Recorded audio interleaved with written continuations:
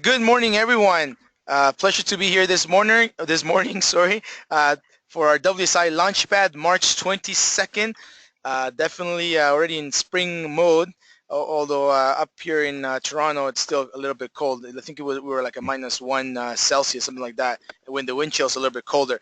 But I have with me today Amalia, Michelle, and also Chris Ballin, who's part of our SEO and adaptive SEO team. So, as I've shared with all the ICs, we're trying to definitely make these webinars very educational, and I've been able to invite Chris and be part of our webinar today, who will be sharing something very interesting about SEO and the value of SEO. So, Amalia, Michelle, good morning. Yes, good morning, everyone. Thank you for joining us. Chris, also good morning. Thank you for being with us. Good morning. Thanks for having me, Armando. Excellent. So with no further ado, we have a bit of a very packed webinar today. And we have some news and articles, some news very important that came from Google in regards to some of their additional updates they're doing to mobile algorithms, and we'll have a little bit on that. Also, Bing, interesting changes that are happening with Bing paid advertising that Amalia will share as well. And our special topic today is the value of organic traffic. And sometimes it's really important to be able to share that value with your existing clients as well as with prospects. So I believe that this specific topic that Chris will be sharing with us definitely will provide you with some gold nuggets that you can definitely express and educate your clients. So to move along, let's start with Amalia, which interesting, some testing done by Bing. That is correct, yes. So right now, Big Ads is testing social extensions. Basically, the link search adds to Facebook, Twitter, Instagram, and Tumblr. And the new ad extension is in beta in the US right now. So basically they're saying if you want to promote your social channels and your search ads, well, basically Bing Ads is now testing the social extensions to help businesses just do that. One of the project managers, in fact, for Bing Ads, announced that businesses today are basically spending a lot of time and resources to engage customers on social media and use paid search to drive traffic, as we know. The Bing Ads team basically also believes it's a time to build a bridge between the two. This being said, the social extensions appear under the ad copy of text ads and can be used to link right to the advertiser's Facebook, Twitter, Instagram, or Tumblr accounts. The network icons appear next to each link, which can include a hashtag. Users will be able to click on any of the links and go to the advertiser's profile on the respective network. For brands and businesses that are active on social, this could actually be quite an interesting way to try to get direct users to those channels. And advertisers have sometimes used site links for this purpose. But how or if those displays isn't as consistent as the social extension would appear to be. So of course this can start a measurement and attribution. So advertisers will need to think that through, particularly in light of the social becoming a growing channel for customer service. It's easy to see scenarios in which businesses would want to actually highlight the social channels and give customers a way to basically quickly connect to the network of their choice. The test right now is currently running in the US, and if you want it on beta, reach out to your Bing Ads account rep, and basically they'll be able to help you set that up. Armando, did you want to add to that? Oh, I may have lost him. No, sorry, I'm here. Oh, yeah, I was in mute. Yeah, I think this is a very interesting test, and I'm hoping that they can officially launch it. It's interesting to know that obviously Bing is testing something a little bit outside the box, because this allows advertisers now to drive traffic, let's say paid traffic, to the actual social media channels. So, for example, if you're doing a campaign on a specific product launch, product release, etc., not only can you drive traffic to a landing page on your website, but if you can actually have secondary landing pages through, or not necessarily landing pages, but secondary, well, yeah, you can say landing pages or landing spots on your specific social media properties, right? So yeah, I think that this is something that we'll keep an eye on. Again, being very creative. As you said, as Malia said, this is still in test mode, only in the U.S. But again, I thought that was pretty cool, and let's see what the results are in the next few months. If you are doing any Bing ads today and you want to kind of have these social extensions, as Amalia pointed out, feel free to reach out to a Bing support person, or in our case, we do run Bing advertising for ICs, and if you do have a campaign with us and want to learn more about it, just feel free to reach out to any of us, or even just our paid advertising paid search coordinator. But I thought this was very interesting, and interesting move from Bing to do this. We'll see what the results are of this specific test. Excellent. Then I think you have something to share with us also, Amalia, in regards to the mobile-friendly algorithm that's coming up in May again. There's some changes that are happening there. That is right. So as Armando mentioned, Google is basically, they're going to boost their mobile friendly in May. Google announced the increase in mobile friendly update factors, but they don't expect another mobile getting, as they call it. Google announced on the webmaster blog that they're going to be boosting this effect as effects basically on the mobile friendly algorithm, and they launched this actually way back on April 21st of last year. But the update will happen again this May. Google said if you're already mobile friendly, you do not have to worry because you will not be impacted by this update.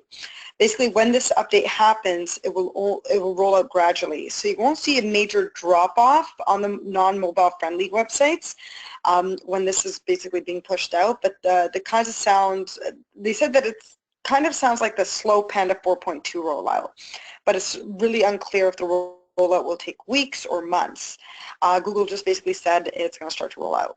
The mobile-friendly algorithm is a page-by-page signal, so it can take time for Google to literally assess each page, and that may be why it's such a gradual rollout. And depending on how fast Google crawls the indexes and all of the pages on the site, the impact might be slow to show up. It's also believed that this rollout will have less impact than the original mobile-friendly update. And they basically said just to look out for this and just, I guess, to be patient. Armando, do you have any update on that? Yeah, from my perspective, I think this is very interesting in the fact that what Google's trying to do is really, do an index of page by page on a mobile. I know there's many websites out there, mobile websites only, where they're not fully responsive, or let's say their desktop version of the site, let's say for example, has 20 pages and the client has only decided to convert only 10 to mobile. So only those 10 pages will definitely be ranked. So I think this is a way for Google to again kind of do a bit of a cleanup or a purge of mobile friendly sites.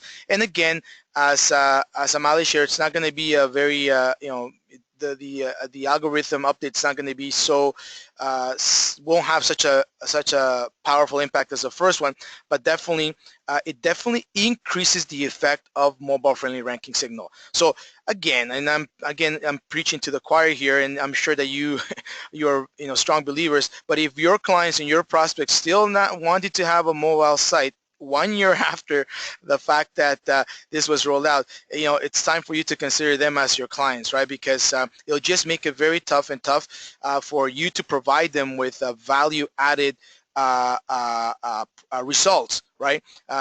Because even with desktop, as I will share in a couple of slides a little bit later, desktop search is a little bit on the decrease in some areas. So and mobile is really taking off. So you know what? It's time to get a mobile site. The other thing that I wanted to share before I kind of ask Chris for his feedback is that, as a matter of fact, Google actually emailed WSI head office, and it's part of their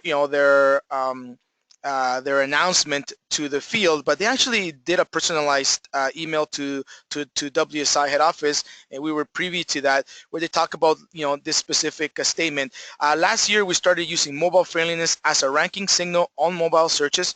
Today we're announcing the beginning in May we'll start rolling out an update to mobile search results that increases the effect of the ranking signal to help our users find even more pages that are relevant and mobile friendly. So again, this not only puts an emphasis on your homepage, but also your inner pages. So not only your homepage should be mobile friendly, but all of your inner pages should, in essence, pass the mobile friendly test, right? One of the things that they share with us is if you've already made your site mobile friendly, you will not be impacted by this update. If you need support with your mobile friendly site, they actually share two links there, which is the mobile friendly test and the Webmaster Mobile Guide, which I will share in a few moments, both of which will provide guidance on how to improve your mobile site. And remember, the intent of the search query is still a very strong signal. So even if a page with high quality content, it's not mobile friendly, it could still rank well if it has great relevant content. A little bit of a, I don't want to say contradictory message, but I think it's just like a refresh. Let's get more pages to turn mobile. They'll still put a very strong emphasis on content quality, etc., but it's just going to increase. Not sure if you have any feedback, Chris, from your perspective, as you have been working with our IC's clients. Absolutely. This is essential if you have a client or are looking into a prospect that has very local-minded aspirations. If you're working with restaurants or service centers, then this is one of the biggest recommendations that you can make for success of their website and their website's visibility.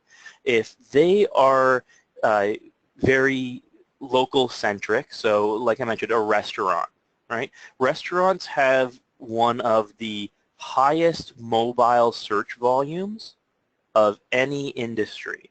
So if you're working with a restaurant, having a mobile optimized site is a must. If you're looking for a way to get a foot in the door with a prospect, pull up their website on your phone. If it isn't displaying as a mobile optimized site, then that's one thing that you can walk in there and talk to them right away. Because as I'm sure you're all aware, searches for restaurant near me or food near me or hotel near me or plumber near me, all of these near me searches are all done via mobile. So if you've got a client or you're looking at a prospect that a near me search is relevant for, then this is one of the main things that you should be bringing up with them. If you don't have a mobile optimized site, then you're losing out on potentially 75% of this mobile search traffic. Excellent. Thanks, Chris. And there's actually a great question from Daniel in regards to this update. His question is, does page by page mean evaluating each potential landing page or first page hit rather than running through the whole site?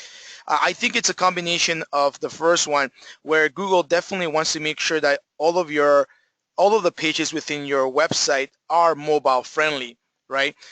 So definitely they will be ranking your website on an individual page basis, right? Depending which page gets the ranking. So it is a page by page basis. Unless your homepage, if your homepage is optimized for a specific keyword and it gets ranked by Google on the mobile site, it'll get ranked on the mobile search results page. But that doesn't mean that just because the homepage is being ranked and showing up on the search engine result pages, that the rest of the pages, the inner pages, will get also ranked. If they're Right. not mobile, they may not get ranked, or like they just said, unless it has really valuable content, which is the number one ranking factor. Again, Google coming out and saying content is very crucial. It is, but my recommendation is, for your clients to have the best probability of having their website, displaying on the search result pages multiple times.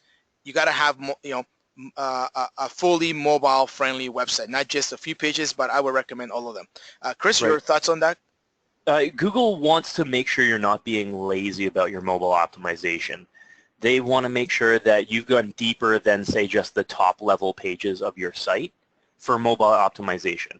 Yes, all of the content on your site is going to contribute to the mobile optimization, but if you're excluding any pages, then that's excluding potential landing pages that you might be ranking for. If you're directing every single one of your rankings to the home page, that's fantastic, that's fine, but you might be losing out on things like collateral rankings by not having the internal pages of your site optimized. Or if you've got the internal pages of your site optimized but not, say, your deeper content pages, then that's going to rule out the potential that those content pages could start being landing pages in the future. Yeah, so rule of thumb again is that, don't just focus on, a few mobile pages. Try to get your clients to do a full responsive mobile conversion, right? Responsive web Yeah, design. exactly. Because, when you're looking from a cost perspective, you're probably, uh, um, I haven't done the analysis, let's say, from a Duda mobile site or just having your website be fully RWD. If you do, my guess and my understanding is if you are doing, let's say, Duda mobile, just make sure that your whole complete site in your pages, it's responsive. So some food for thought there. But thank you very much, Chris. So excellent. Thank you, Amalia, for that. And definitely we'll keep you posted once that gets launched. Thank you. The next interesting article that I wanted to share was actually an article slash case study slash analysis by WordStream. And oh, I forgot to write the person's name, and I'll get that for you as well. But he had a very interesting article, and I believe he's probably one of the either the CEO or one of the senior executives at WordStream, which talked a little bit about what they call the Google right side apocalypse and what really happened. And I know that I was participating in a at the open forum last week and wasn't able to share as much information as I wanted given time constraints, and that's understandable.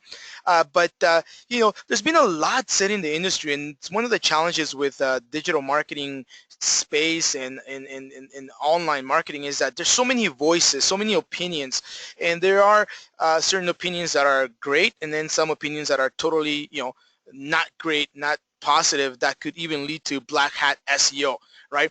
And the author of this article actually takes a look at, what has happened in the last 4 weeks approximately after Google actually changed the search engine result pages, because the buzz, there was a buzz out there in the industry that, that it was very negative, the death of organic, the death of, Google AdWords and so on, so many different things given the shakeup. As a matter of fact, Perry Marshall, who's actually an industry expert and, for many years has been considered one of the top paid search contributors out there. Even he cried danger, calling it the biggest Google AdWords shakeup in more than 10 years, and warned your strategy for Google AdWords is going to totally change. So there's a lot of buzz out there.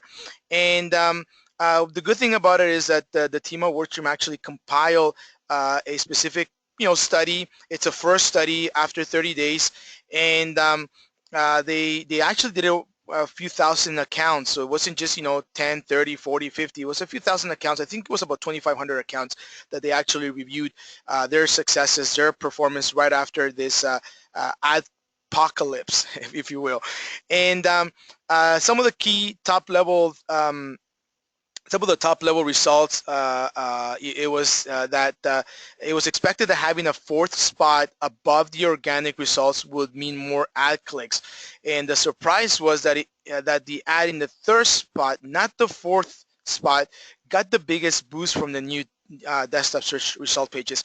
I have a bit of a graph here at the bottom that shows you specifically desktop search click-through rates. Now, a lot of search marketers were saying that, because of this change, there's going to be a whole decrease in click-through rates on the desktop search.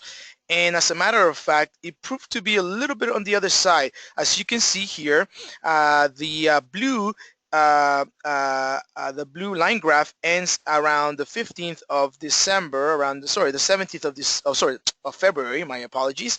And as you can see, right after the change, there was actually a bit of a boost in click-through rate. So after this search engine result page change, which is the orange line, actually there was a bit of a boost so far in the last 4 weeks. As we stated and we indicated in our position ALM at the open forum call last week, we want to look at data more of 4 to 6 months. But this initial data that's provided by WarStream is very, very helpful because it's not, it's not dire straits. It's not the end as it was indicated by many SEOs and many search marketers as well. But as you can see, there's a bit of an uplift in click-through rates on the desktop search. Okay, so it wasn't as bad as they said, right? The other key thing was the cost per click. Many SEOs and search marketers, their biggest fear was that cost per clicks was going to skyrocket, right? Because there will be more competition. The fact of the matter that you're removing the right side, you're removing all those spaces, and everybody will be competing for the fourth, the four top spots, etc. So, people even thought that they will go, cost per clicks probably jump three times the cost, etc. But if you look at this graph specifically, it seems that cost per click are very static. Okay, and in this case, I mean, it shows a week's results, and the weeks are actually in different color formats, and you can see that the last week, which is the week of February 22nd, which happened right after the changes, you can see that there hasn't been a lot of any major change, right? Perhaps in some cases, some days you may see cost per click higher than others, but it hasn't been a drastic change where the graph, it's really plummeted or skyrocketed, right? So one of the recommendations by Larry Kim, that's the individual who wrote the article, he said, smart marketers don't base their strategies on predictions because the data tell the actual story. And that's what we've been trying to kind of promote within the IC community, is that yes, this change did happen, and so far with our paid search campaigns that we're managing, we haven't seen anything major. Yes, there may be the individual case where perhaps because of the industry or vertical they were affected, but we haven't seen anything that's totally outside the norm. So again, cooler heads prevail, if you will, and let's just wait for the data as we continue to accumulate data. So here's one where he's talking, they kind of share some of the search results. What about traffic? That was another thing. They felt that the search click volume and the traffic will go down, and as a matter of fact, Larry talks about that traffic has been steady, right? More good news for PPC marketers. Traffic, for the most part, has been steady. As a matter of fact, he goes and says there have been some modest wins in some of the weeks as well. As you can see here, the traffic has definitely increased a little bit since the change above all the other weeks. Now, I don't, it could be seasonal. There's a lot of factors also that we're taking. That's why you want to have a larger sample of data, and that's what we recommend, a 4 to 6 month study. Now, obviously, if everything was plummeting, we will be the first ones to let you know. But in this case, let's review data and then we can make assumptions. But it hasn't been as negative. This move hasn't been as negative as originally predicted. Let's see what happens over time, right? So traffic has been very steady. The one thing that he did mention is that impressions are definitely down. Now, the reason impressions are down is obviously because Google just took out the right side text ads, right? So where we could get more, let's say from 7 to 11, more impressions. Now that has been removed. So it was possible for searchers to see up to 11 ads per search in the old, in the past, where you had the 3 at the top and 7 on the side, right? But obviously with the removal of that, you can only see up to 4, right? Now Google will still see probably about 7 text ads, because remember, there's four text ads at the top of a search page, right? Search results page, and then you have the 3 at the bottom, right? Which is in essence another study in itself to find out the effectiveness of paid advertising on the lower side of a search results page, right at the bottom. But this change has resulted in a decline of ad impressions, obviously, right? And the loss of desktop impressions share mostly affects those who appear in the 8th position and lower. So again, I think that in essence, it's affecting those ads that perhaps needed to increase their bid, needing to increase their quality score. There are other factors in order for you to get into the top 4 now that makes search marketers a little bit more work, be more in their toes when managing campaigns. But it hasn't been again dire straits or so negative. His last comments here, which I wanted to share this with you specifically as it relates to the article on mobile friendly websites. If you can look at here, his recommendation is obviously don't believe everything you read on the internet, except this. And so far, most advertisers are responding well to the change, right? Advertisers' metrics seem to have mostly balanced out so far. And this is based on about 2,500 uh, uh, uh, um, customers that they reviewed, right? This study that they did. Traffic and CPCs have remained relatively flat. The losers are those who were at the bottom, but even then, it's nearly impossible to find examples of advertisers that have been totally and utterly annihilated, sorry. And finally, it's important to remember that this change is exclusive to desktop. So when you look at these stats that they've actually provided from January 2013 to 2015 in November, you can see that the use of mobile has definitely, when it comes to Google search clicks in the US, meaning paid advertising, mobile definitely has taken over. So more than ever today, if your client doesn't have a mobile friendly site, he can't even do a proper advertising campaign on Google AdWords, because as you know, Google AdWords does offer the opportunity for you to be advertising on mobile only. So if they don't have a mobile site, people are going to get peeved the fact of the matter they're looking on their mobile, they click on the text ad and it goes into a website that's not mobile friendly. So there's a lot of disadvantages to not having a mobile friendly site. So anyhow, just wanted to share this interesting article with you because I know that there's been a lot of questions even within the WSI network in regards to these changes, and we believe that let's wait for some more time, let's wait for some more data before we make any drastic changes to our campaigns, okay, or even our approach to paid search. Excellent. Sorry, before I move on, I'm not sure, Chris, if you wanted to share some of your feedback. I know that you have a little bit of your ears to the ground and been speaking to some ICs. Not sure if you have any feedback from your perspective.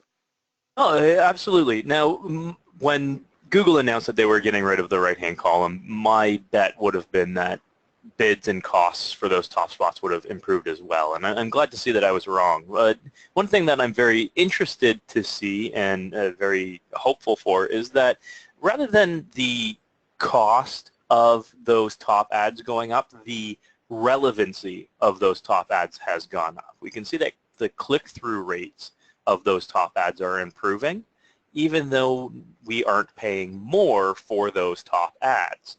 What that means is that with fewer ads to choose from, the signal to noise ratio is decreased, or rather the signal is increased and the noise is decreased. Those paid ads become more relevant by virtue of being fewer to choose from. And it's very interesting to see. I'm very mindful of the data that's coming out of this change, and I'm very hopeful in the direction that it's pointing to right now. Yeah, and thanks, Chris. And like I said, we would definitely will have more updates in the coming months as we gather more data and we're able to provide you with, even to a level of a case study, et cetera, just to kind of help you, help you educate your clients, right? Because there's a bit of a, there's a bit of a buzz out there, and I think that the clients or prospects that maybe the ones that have it that are opinionated are those ones that have read one or two articles online, and you know what, they base their opinion based on just the one article or the two articles. So we want to make sure from our perspective that we provide you with the information in our so that you can educate your clients, and we'll definitely keep you posted. So thank you, Chris, for that. Excellent. So that was a little bit on the paid search world, what's happening there. I wanted to kind of turn our attention to something that definitely is very important to review in the next series. We're trying to really focus a lot on helping ICs better educate their clients on SEO and local SEO. And just to let you know, so these topics are definitely related, because if one of the things that has been asked from an organic perspective is, has these changes on the removal of the right hand ads have they had an effect on organic traffic, etc.? And no, not, what, from our perspective, again, it's still too early. We need a little bit more time, more data to see the full impact. However, definitely just raises the importance of having a very well-crafted local SEO strategy. Okay, and in this actual article, the author, which I really liked, was they kind of define 3 types of SEO campaigns, right? And why the cost for these SEO campaigns vary, specifically at the local level. So, you may encounter some of these companies as your competitors in your specific markets, these SEO companies, but she definitely breaks it down. And, I kind of like the fact that a lot of the arguments or opinions that she makes are very, very aligned to how we also perceive the market and how we want to make sure that ICs position themselves in their own local market. So she talks about 3 types of local SEO campaigns or local SEO services, if you will. And sometimes, when you go visit a new prospect, or an existing client that has been called recently from a competitor, and they want to understand it in your services versus the competition, here are 3 types of services that you can definitely share with your client, and definitely the pricing and everything and deliverables change. So the first one that she talks about is something that's called the automated local SEO services. It's one of the most basic of local SEO services. Typically, automated software platforms are used. To some degree, this is a little bit of a red flag. Want to make sure that you're using a reputable company for this, not the best recommended, right? If your client is using this, they got to make sure that it's somewhat of a reputable name in the industry, because there are a lot of automated software platforms out there that could definitely create headaches rather than assist. And the core of these services center around management of citations in the local search ecosystem. So this, what they call local SEO services, in essence is focusing on managing local citations. For a monthly or yearly fee, the automated system will typically submit your business info to various data providers and business directories and ensure your business name, address, and phone number are consistent across the local ecosystem. So really, it's all about building local citations, having proper NAP, etc. It's just one area of SEO. These platforms are typically user-friendly and easy to manage, but offer little in the way of long-term value. When you stop paying for the service, they stop maintaining your listings. One of the important things to differentiate here is that these services alone won't increase your website rankings. Why? Because website rankings don't depend just on local citations or link building strategies. There's a whole component, there's a whole mix of things that, as we know, are part of it. However, the author does, she does mention that it is still very critical, and that's why in our adaptive SEO services and campaigns, we always have an element of link building strategies, local directories, local citations. What she does recommend is that these are a great option if you're a business owner in a small town niche market, or if you're a marketer utilizing the tool as a part of an overall campaign. For example, she uses Moz. Moz is a great tool where we also use it ourselves at ALM. And the total cost is $84 per year for Moz local, or 300 to 499 per year for a single location on sign-up or Yext. These services usually charge per location and offer volume discounts for larger and enterprise-sized businesses. Bottom line is, if your client just has this automated local SEO service, if that's what they're all signed up for, it's not really local SEO, right? It's just one component, right? So you can definitely differentiate your services as you provide more than that, right? As WSI through the different SEO campaigns offer that. The second one is what they call small-scale local campaigns. A little bit different, but still it's very cookie cutter local marketing campaigns. So these are your competitors out there where they offer SEO at a very, very low price, low bargain price, etc., right? And many of these companies use a pre-recorded message about needing to claim a Google My Business page. Many times I've heard this from ICs where their clients are being telemarketed, if you will, with these type of messages. But in reality, what they're really pitching is a small-scale local marketing campaign over the phone. Okay, these are small-scale local marketing campaigns rather than local SEO campaigns. There's a big difference, right? They're not really local SEO. They're mostly local marketing campaigns. Why? Because their services offer both pay-per-click ads or social media management together for a very low price, right? So it's not really local SEO. There is some local marketing happening, right? But it's not local SEO. And one of the things that it's highlighted is that because it's a small budget, you can definitely spread it very thin if you're using multiple channels. Definitely good for visibility, but not necessarily for ROI. A very important point to note here. Okay, sometimes clients have a very small budget even for SEO, and they want to get the world of results from it. If your prospect or clients has a very small budget, then you have to make sure you educate them that the SEO campaign, the local SEO campaign that you will deliver for them may only provide visibility. So your performance should be more geared towards visibility. Your goals should be more geared to visibility rather than ROI. Because if you want to get ROI, then we have to move on to the next level of SEO campaigns, right? The thought here is that when you spread thin, no one channel can really yield great results for the business, making the long-term value lower. So taking shortcuts doesn't always work. Being cheap doesn't always work, right? So something that you got to definitely address with your clients, as they may have questions or objections, and maybe they've encountered these type of services before and they are trying to compare you to them. But again, it's not apples to apples, right? The WSI services typically are robust, totally different, and I will explain it to you in the next slide.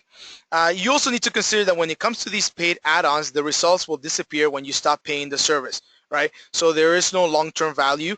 If you put $10 of gas in the tank, it's only going to take you X amount of kilometers, and that's it, right? So that's the approach that you can definitely take in explaining these. Chris, do you have any comments at this point, or do you want me to kind of finalize and you'll bring your thoughts into this one? Because yeah, these kind of marketing campaigns as opposed to SEO campaigns, they're flash in the pan campaigns. They work while you're running them, but as soon as they stop, they provide no long-term benefit for you. Unlike SEO, which creates a foundation for your website to build and thrive on, these don't do any of that.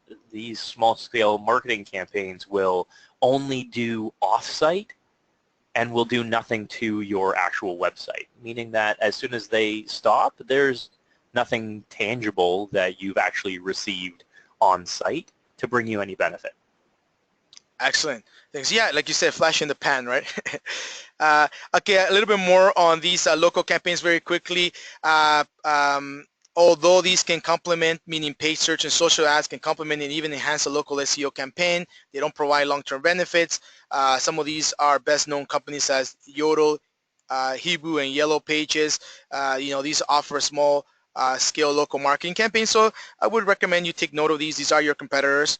Uh, Now, feedback received on these companies has been a mixed bag. With the only thing that the SEO expert who wrote this article recommends is it's really a good option if they want a basic online setup, but don't call it SEO. Don't call it an SEO strategy. It's just basically a very basic online setup. Some of the pricing, interestingly enough, as you can see, they can run between $3.99 and $8.99 per month. This is what the pricing is out there. This is not us putting the pricing out there. This is what these companies are charging, which means that even within $8.99 per month, you can potentially do a very good actual SEO package for them. Or what we're going to be introducing in the next couple of months, we call it the integrated marketing campaign, where it's a little bit of SEO and PPC. I won't say any more to come after. Now, I want to talk about what I believe, WSI, what the WSI community provides their services, provides their clients, what type of services. And she calls them holistic local SEO campaigns, right? It's the most advanced form of local search, right? And it definitely includes a number of things, internal website elements, aka technical SEO, optimization of external factors like citations and links, link building strategy, help with online review strategies and mobile SEO. Again, we're talking about reviews, etc., right? Repetition management.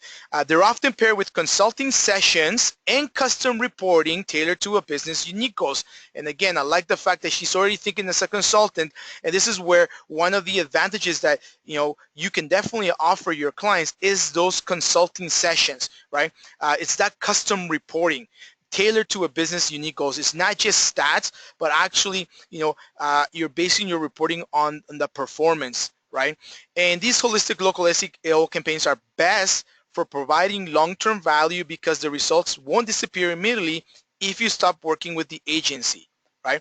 The other thing that's very important about it, and I know that WSI does an amazing job at this, is the element of education that we bring as an added value to the clients, which is, to the author's point of view, most valuable, right? Now, while these services can seem a bit costly, they're worth their price in every aspect. Now, here, she also highlights that these are highly targeted campaigns run by thoughtful local SEO technicians versus, Bob in the basement, right? These are individuals who understand the industry, who have experience, who actually want a win-win situation.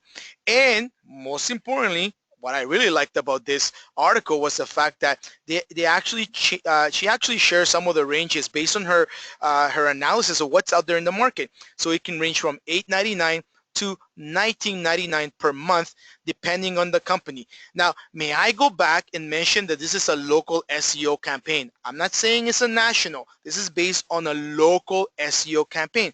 So as an IC, you got to be very specific, very cautious, very smart when actually recommending an SEO campaign. If they're in a competitive market, competitive vertical, competitive geo targets, you know what? You are okay charging more money, right? I'm not saying you should be charging $19.99, $2,000, but look, what the ranges in the market out there are pretty wide open, even for local SEO. Sometimes I think that they miss a lot. They leave money on the table because of the fact that they think of local SEO, they think of a small campaign, and I think that that's the wrong thought, right? So anyhow, that's up for discussion. I'm not here to kind of tell you how to sell or anything, but this is interesting. This is data that was provided.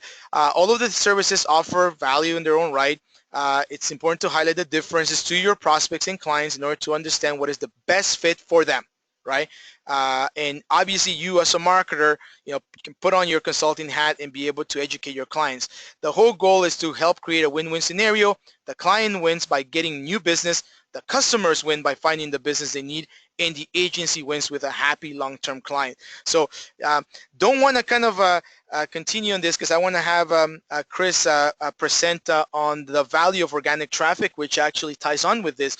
But Chris, it's all yours. Hopefully you have some thoughts on the last couple of slides that I shared there, and you can tie them into this this specific topic.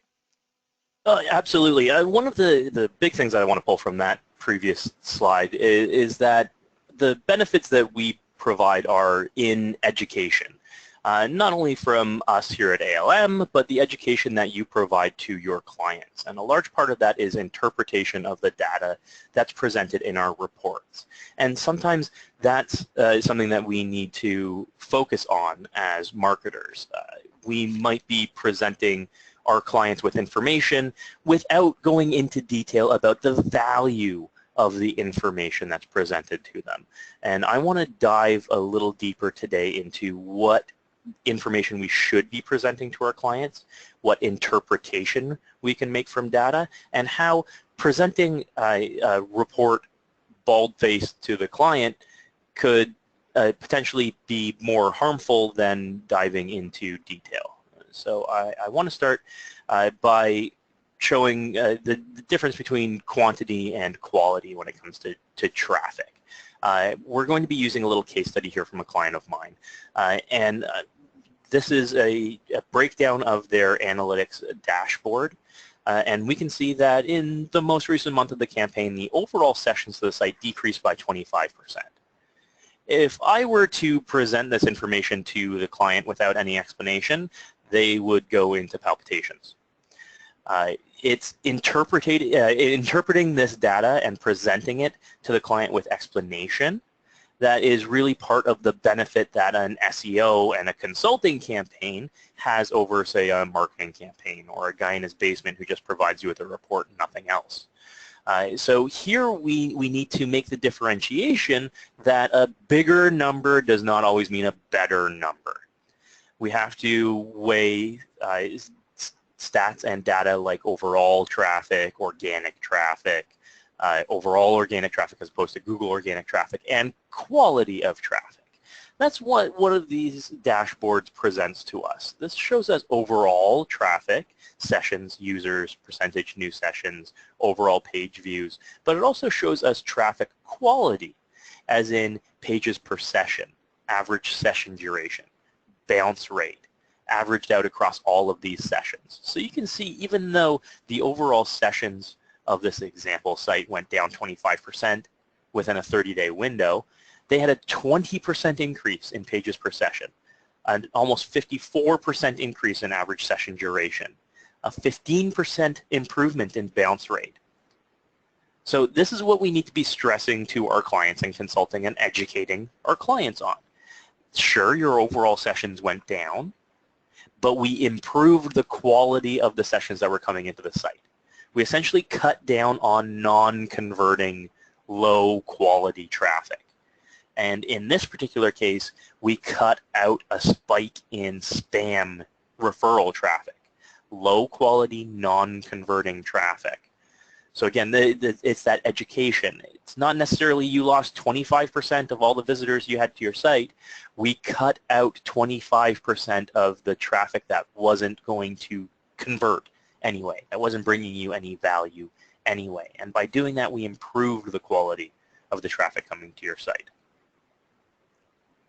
We can take a look at the next slide. So taking a look at the next slide, we can see we need to weigh organic traffic versus overall traffic. We can present the client an overall traffic number where we see their overall traffic decreased by 25%, but we can also show them their organic traffic. And we can see here that this is for the exact same case study. We can see that there was a small dip in the client's AdWords campaign for the month, but an 18.5% improvement in their Google organic traffic, despite a 25% decrease in their overall traffic.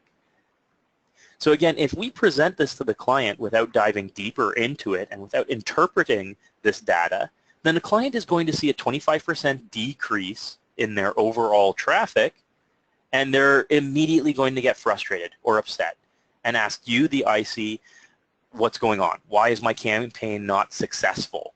Why am I losing visits to the site even though I'm working with you? The point isn't overall traffic, it's the quality of the traffic that's coming into the site. And again, we can decrease that overall traffic, but we're cutting out non-converting traffic. It's junk traffic that's not going to do anything to the client anyway. Overall sessions is a great point of reference, but it's not the be-all, end-all. By lowering the site's overall traffic, you can improve the client's Google organic traffic. And again, this leads to fewer overall visits, but a higher conversion rate and a higher amount of converting traffic, or a higher value of traffic to the client. Looking at those metrics that I pointed out last slide, user engagement, like pages per session, session duration, and bounce rate, all provide value to the client. The longer someone spends on your site, the more likely they are to convert. Rankings and overall traffic are great, but do they keep the client making money? Do they make conversions?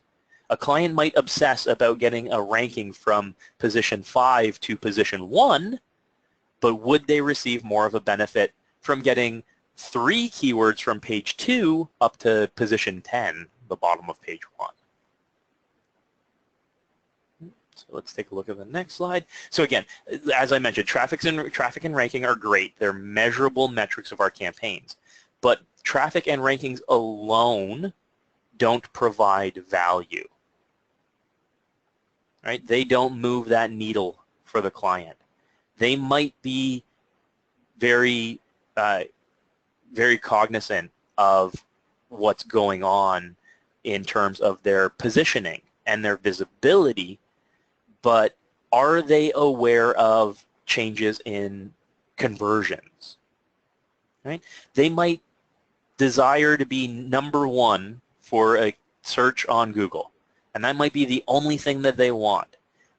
But would they be more successful as a business should they concentrate on other keywords? If they spread their efforts out a little bit, do they stand to gain more quality visits to the site? And how can we interpret that data for them? Part of it is asking the clients the right questions.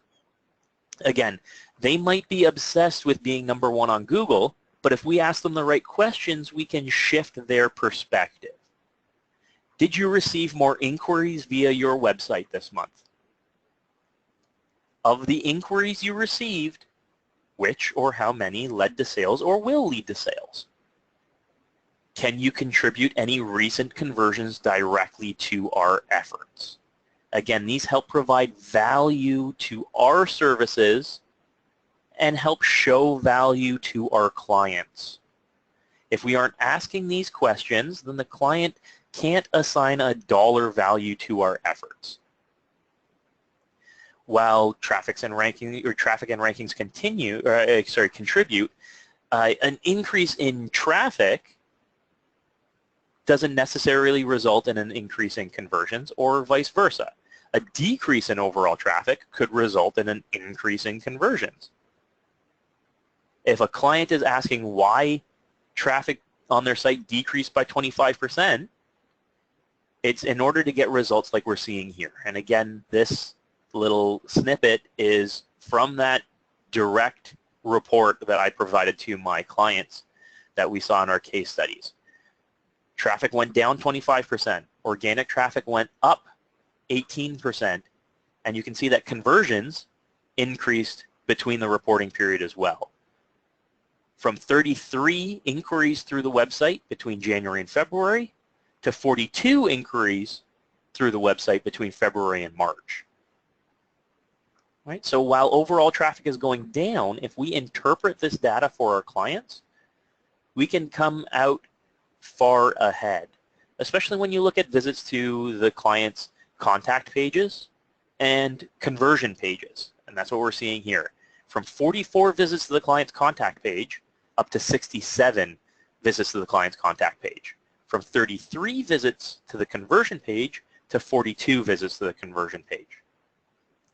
If we present this information to the client without interpreting and without asking the right questions, then a client could see a failure, but not know that it's in actuality a success. That's part of the consulting and part of the benefit that our campaigns provide, as opposed to some of these low-value, fly-by-night marketing campaigns. Again, it's long-term value and education that we're striving to provide. If we don't ask the right questions and we don't interpret the data, then we can't provide that to our clients. Excellent, Chris. And I think this is a great kind of a point to highlight that, sometimes, as consultants, we may feel the need to just focus on the rankings for our clients because that's what the clients have asked from us. And I think it's all about really shifting that mindset. And as Chris mentioned, is really educating them. One of the things that I want to preview the ICs that are in this call is that even us at ALM, we're always looking at ways of improving our campaigns, and some of these campaigns are changing the deliverables within the campaigns to meet to the changes that are happening outside of our control, so external factors. And one of the things that I've spoken to many ICs was the whole mentality about, maybe 2 years ago we could get away with ranking one page, with 2-3 keywords and even 5 locations, right? But nowadays, with the level of competition that exists, because everybody's doing SEO. So, SEO, it's the same thing as having a business card, having a fax machine, many years ago actually. But it's a necessity, right? And the key thing here is that, it's to focus on quality. One of the mantras that we're following today that could even change in 6 months if, things change, but it is, one keyword, one page, one geo target, right? And sometimes, we want to stuff in 25 keywords in a campaign of $300 or $500 or whatever the amount is, and we're diluting the SEO. We're thinning out, we're spreading out, as even the author mentioned in the previous article. So it's very important that you manage clients' expectations, that you try to shift their mentality if they're still thinking about ranking, because maybe it's the easy way out to make them feel happy about themselves at the end of the day when they meet with you, but it's not the reality. It's really about the value. Yeah, absolutely. Great point, Armando. And one thing that we've got to keep in mind is that if a client wants us to target 6 or 7 geo targets with 5 keywords, then we're looking at dozens and dozens of keywords. Does the client have the content on their site to support that? Does the client have the pages on the site to support that? Is the client on a package level to support that? If they aren't, then we're going to be breaking that 1-to-1 ratio golden rule, where we're looking for 1 keyword to 1 page. And if a client's looking for, targeting a keyword like plumbing to 5 or 6 different geo targets, do they have 5 or 6 different pages on their site that we can target each of those geo targets to? If not, then we shouldn't be presenting that strategy to the client. If the client is saying, I want to be ranking in these places for these keywords, then that's something that, we can strive towards, but we need to measure our efforts out accordingly. We can't be selling an SEO bronze campaign to a client with 5 keywords and then asking to rank for 50 keywords. It's spreading deliverables way too thin. It's spreading efforts way too thin. And while that was once best practice, it is no longer. And we really do need to be ensuring that we're following these proper procedures. Excellent, thank you, Chris. Just one last question before we go. I know Gary had a question that I want to be able to answer. Is would you say that the elimination of the right-hand ads would result in an increase in clicks to PLAs? Definitely, I think that that could be a possibility because of the fact that now you don't have all those other text ads underneath the PLAs. The user behavior may change and may just focus on, and I'm talking about desktop, right? Desktop results that may actually lead to potentially PLAs. I will tell you that personally, I've seen a little bit of a movement even from Google in the past few months. A lot of material, a lot of tests, and even a lot of mention about PLAs. So it is something that I do believe that they're pushing on. So at this stage, it's too early to tell. Definitely we'll touch base with with our support team, our paid search team to see if they're seeing that. But in theory, it could lead to that increase because, now, user behavior will kind of focus on that rather than on the other tech sites. I'm not sure if you have any last thoughts there on that question, Chris. No, you covered it, Armando. Okay, okay, excellent. Yeah, so Gary, we'll keep you posted on that, but definitely thank you for that great question. Again, thank you everyone for being part of our webinar today. I hope you find it very educational, a lot of value. We definitely strive to provide you with the best information that we can. There's so much information, sometimes so many topics, and we're trying to break them down so that way you're well informed. Again, look forward to having you join us next week, Tuesday, and thank you for being with us today. Have yourself a great week, great holiday week for ICs who are celebrating Easter, and definitely look forward to next week. Take care. Bye-bye. Take care. Thanks.